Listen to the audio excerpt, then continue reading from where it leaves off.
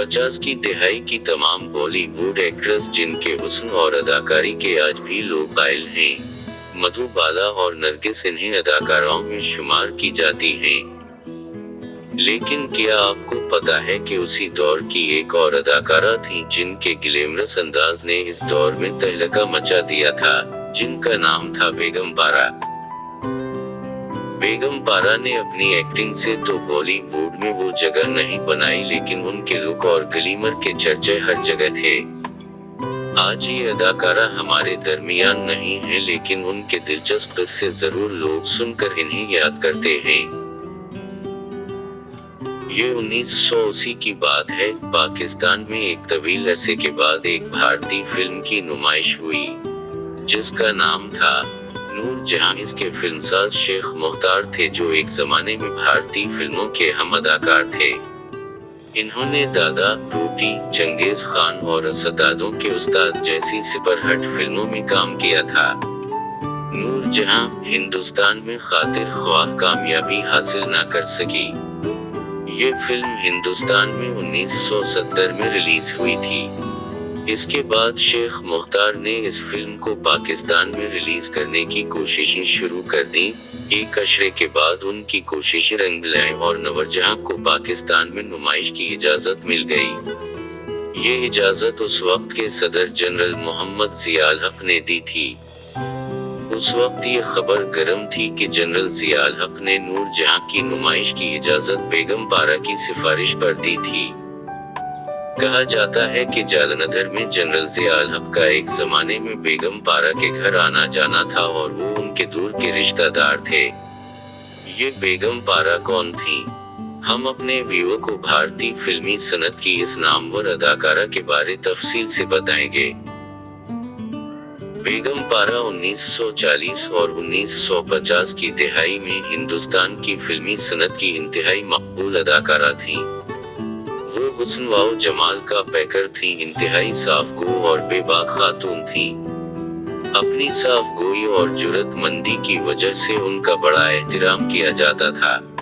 वो इंतहाई पुरकशिश खातून थीं। 25 दिसंबर 1926 को पंजाब के शहर जेहलम में पैदा होने वाली बेगम पारा का असली नाम पारा अल हक था। जब वो फिल्मी सनत में दाखिल हुए तो खुद ही पारा से बेगम पारा बन गईं। उनके वालिद मियां एहसान अल हक जालंधर में जज थे। उनकी मशहूर फिल्मों में शहजादा, लैला मजनू, नियाघर, बगदाद पगली, मेहरबानी, लुटेरा, शहनाज सुहाग रात, नीलकमल, जंजीर और जांच शामिल हैं। उनकी पहली फिल्म जांच थी जो 1944 में रिलीज हुई।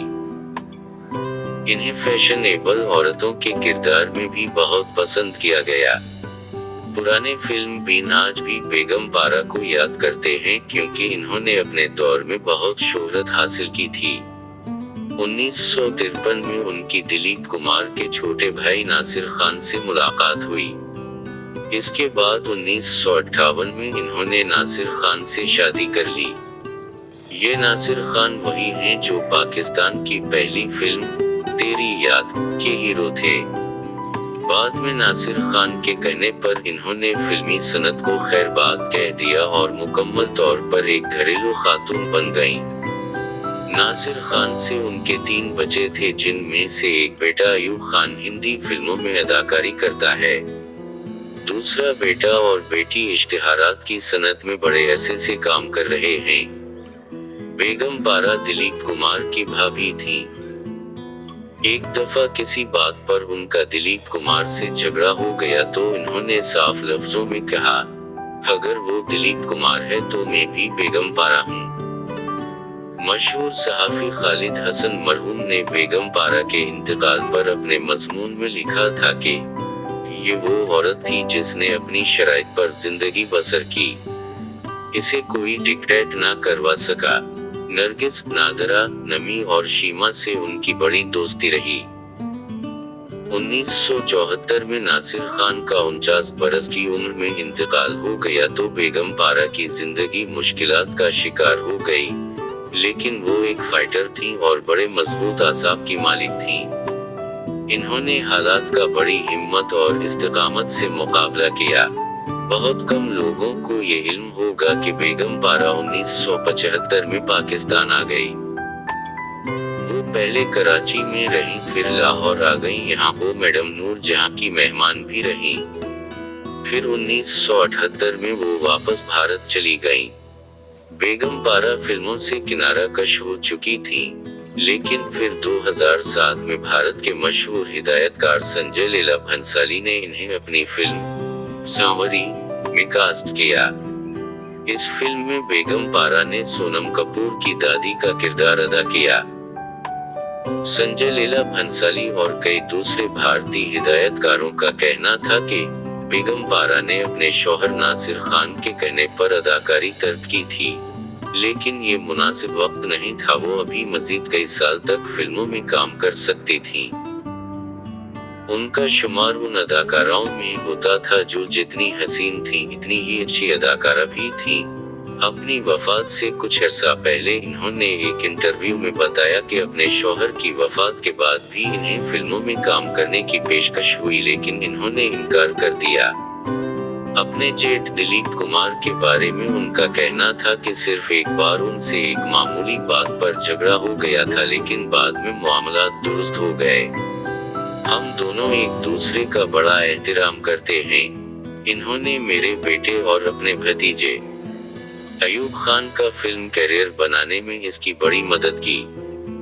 अपने पसंदीदा अदाकारों में इन्होंने मोतीलाल, दिलीप कुमार, अमिताभ बच्चन और नसीरुद्दीन शाह का नाम लिया। मौजूदा दौर की भारतीय अदाकाराओं में इन्होंने काजल को अपनी पसंदीदा अदाकारा करार दिया। वो कहती थी कि फनकार वही है जो कैमरे की आंख में आंख डालकर बात करे। एतिमाद की दौलत से बड़ी मुश्किल का मुकाबला किया जा सकता है। इन्होंने कहा कि 1944 में मेरी फिल्म चांद हिट हो गई थी और मैं सिर्फ 17 बरस की उम्र में हीरोइन के रूप में पर्दा स्क्रीन पर जलवा गिर हुई थी, लेकिन ये मेरा एतिमाद था कि मैं पहली फिल्म में ही फिल्म बहनों की तवक्कुआत पर पूरा उतरी।